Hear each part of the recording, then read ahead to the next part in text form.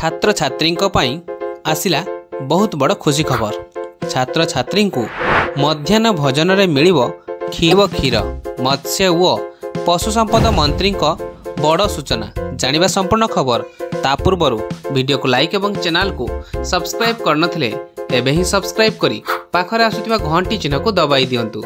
विद्यालय रे छात्र छात्री माननकु दिया जाउथिबा सरकारक पक्षरु मध्याह्न भोजन दिया जाउछि। तेबे वर्तमान स्कूल जाउथिबा पिलांक पई एक खुशी खबर आसीछि।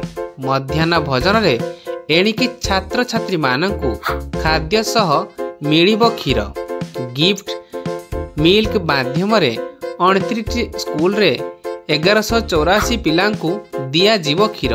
एनै मत्स्य व पशु संपद मंत्री गोकुलानंद मल्लिकंकर सूचना जारी रही। से कहिसंती 200 ml विटामिन ए और डी युक्त क्षीर देबाकू योजना करा जाइछि। पिलामानंकु क्षीर माध्यम रे पोषक तत्व जोगाइबा लागि सरकारक पक्षरु एही प्रयास जारी रहिछि।